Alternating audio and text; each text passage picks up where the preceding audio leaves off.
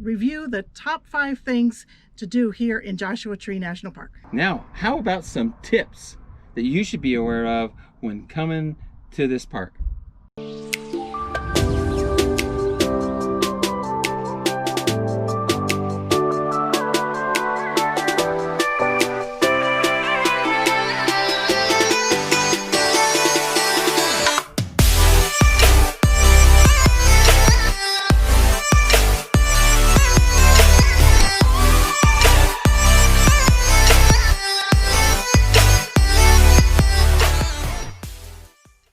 We took a drive today into Joshua Tree National Park, and we actually just arrived here now, and this is pretty awesome. We got a number of things to see. We went to the visitor center and they told us that, you know, we could pretty much see about what, 6-7 things in a day. Yeah, we could hit a bunch of the big highlights in a day. And so right now we stopped at the first trail, which goes out to where, Laura? Arch Rock. Arch Rock. Yep. And we are obviously in Joshua Tree National Park. Right behind us is a Joshua tree. That's why they call it, that's why they call it Joshua Tree National Park. There are, gosh, literally hundreds and hundreds of these trees all over this area. And from what I understand, from ancient times, they're called Joshua trees because they led the Mormons through this area to guide them to their destination. So we're gonna have lots of pictures here to show you along the walk. We're seeing some very unique cactus and other plants, so we're gonna share those with you also. We gotta watch out, snakes, a lot of animals out here. Turtles. Everywhere we go down the road so far, there's turtle crossings, so maybe we can catch one. Not catch one, but catch a picture of one. All right, well listen, be sure to subscribe to our channel, give us a thumbs up, and hit the notification bell, and well, we'll see you here a little bit later. Follow our adventure as we tour this park.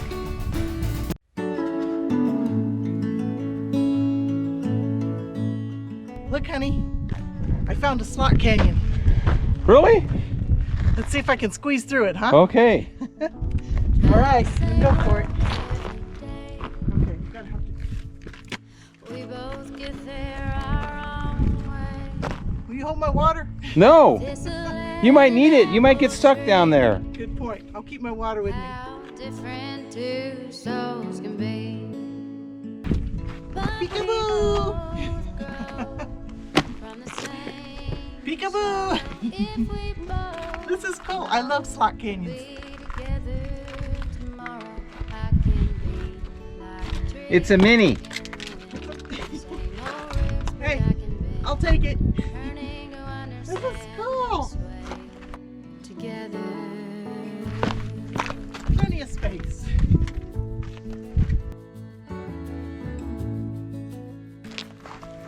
Ta-da! Hey, look. I found an arch.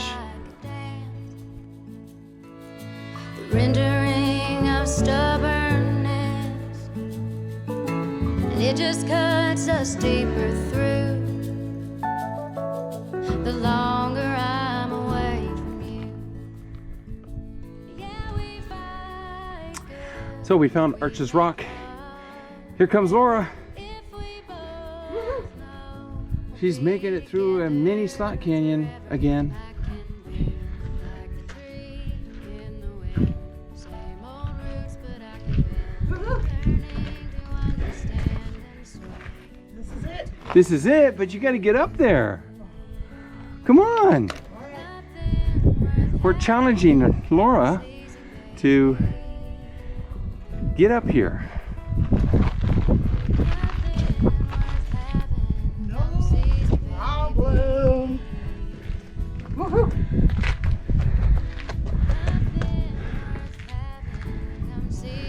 Look, Mom, no hands.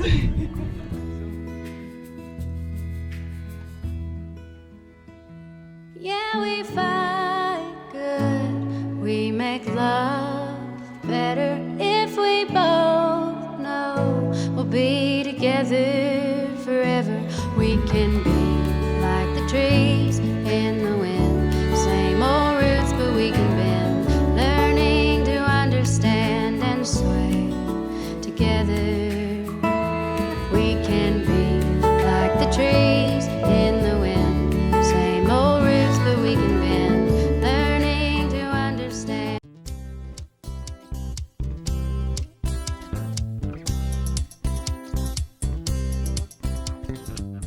these cholla cactuses are pretty dangerous. They are very painful if you get into your skin, and it's real easy to just brush by and hit your arm on these cactuses. But when they do, they're going to stick in your skin, and it's very painful to get it back out. So be very careful when you're walking in the desert.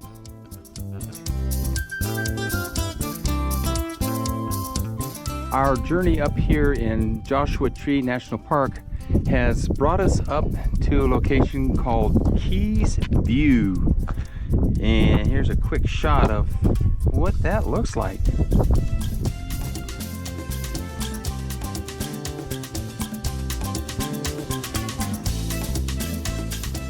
We are out here at the Horror of Rocks. Apparently this is a place where rock climbers do their thing.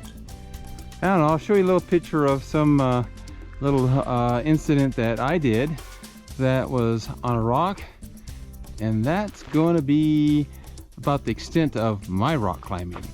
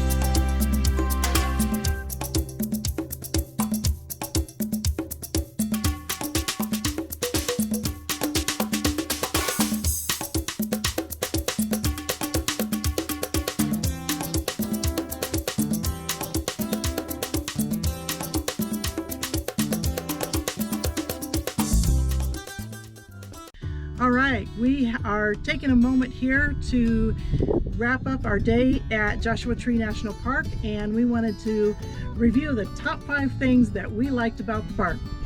So Laura, what was your top one that you really liked? I like Arch Rock. That was fun to climb up there, scramble on those rocks, and it was just really cool to be able to walk through a little slot canyon and walk up and pose for that picture that we did. Yeah, that was awesome. Just be aware that it's a little ways off of the road to get to it. A little ways, I don't know, maybe half a mile? Half a mile. Yeah. But when you're in the middle of the desert, it seems like a long way. Especially after 10 o'clock in the morning. Yeah. And they recommend that you try to do all your hikes before 10 or after 6. So it was getting a little bit warm. Yeah. All right, my choice was Barker Dam. Now that was a 1 mile loop around, and definitely I would say you need to put that on your bucket list, just because the surroundings as you're walking that 1 mile loop are pretty interesting. And to know that back in the 1900s, when they built this dam to hold the water, and you could see all of the stain on the water where the water used to be. But back then, they had 10 inches of rain, and now they're due good to get 2 inches, so there's no water in the dam. But that was my number 2. So number 3, what would have been your next favorite place to go? I think Skull Rock was pretty cool. Yeah, and then that was like right off of the road. Yeah, You didn't have to hike to that one. No, but then we did some rock scrambling, and it was fun. Got some scrape ups on my knee, but it was all fun. So my next one, number 4, was the Cholla Cactus Gardens. That was actually pretty cool, and it was amazing because this area was just like jam-packed with these cactuses, and you have to be careful because those darn cactus needles, they're like everywhere. I mean, if you're there in a strong wind, we've heard that the wind will blow those things off and even stick you. So And it's very painful to remove. All right, Laura, so number 5, what was the next one on your list? I think Keys View was pretty awesome. It overlooked a huge valley, and the San Andreas Fault was at the lower part of this valley, and Palm Springs was way off in the distance, but there was a lot of really pretty mountains. Well, we're from Colorado, so you can't say mountains. They were hills. But it was a really cool scenery to see this valley. In fact, here's a video clip on it. And kind of the interesting thing again is that there's still a lot of haze in the air, and that was unfortunate because we couldn't really see out in the distance. It would have been nice. But ironically, here we are in the desert, but it was 5,000 foot elevation. So it's pretty cool. So those were the top 5 things that we enjoyed most in Joshua Tree National Park. Now, how about some tips that you should be aware of when coming to this park? All right. Let's do it. Well, obviously, you're out in the desert. So, I mean, we had brought like 4 bottles of water, and by midday, they were gone. It was not enough. And it was not enough. So tip number 1, bring lots of water and bring more than what you think you may need. Absolutely. Next tip for me was, I wore my tennis shoes, should have worn my hiking boots, even though we really weren't doing much hiking, but there's still a lot of sand out here, and I think that the hiking boots would have been best. We didn't do any hiking per se, but we did a lot of rock scrambling. Rock scrambling and walking through a lot of loose sand too. Yeah. True. And then you do have to be cautious of snakes. There are snakes out here, so hiking boots would be good. We didn't encounter any snakes. We really didn't encounter much wildlife at all. But as another tip, just be aware that there are snakes out there and do watch out for them. So the next thing is sunscreen. I think that would be very important to put on some sunscreen. And reapply that sunscreen halfway through your day, because you're going to be sweating off the first set that you put on. So then you've got to reapply it because it is sunny and it is hot. Which brings us to the next tip of coming out here early in the morning or later in the afternoon, because during the middle of the day, like we did today, is not advisable. We didn't do a whole lot of hiking, but we got a late start because that's part of living and working on the road. We had some work to do this morning, but we got out here and just enjoyed our day regardless of the sun. And it was really only, 88, 89 degrees, but it was still very, very hot, very sunny, and reapplied the sunscreen a couple of times. Okay, next tip, clothing. Definitely wear shorts because it's warm. Make certain that you're wearing a lightweight shirt. I think what Laura has on is very acceptable. I have a cotton shirt on. It's a little warm. But guys, hey, and gals, don't wear a ball cap. Oh. That's not so cool. You definitely want to wear yourself a nice wide brim hat just to keep that sun off of your neck and off of your shoulders, and even you gals too. I think that would be really important. It's on my shopping list to get a wide brim hat now. As always, we like to stop at the Visitor Center before we get started with our day.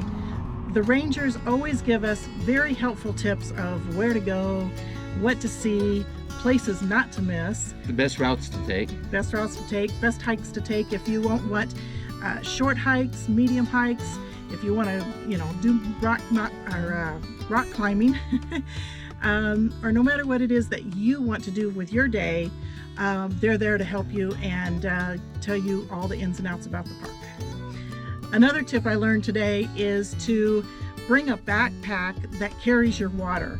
I was carrying my water bottle instead of having it on my back or in a backpack, and be sure to have your hands free while you're scrambling through the rocks, and that is not holding a bottle of water with you as you go through the rocks.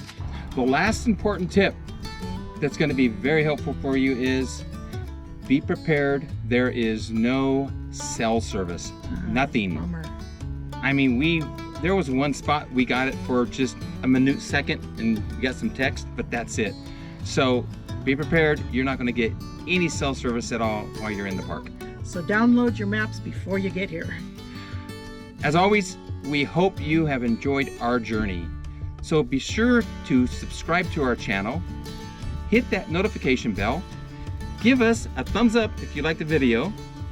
And we encourage you to live your freedom.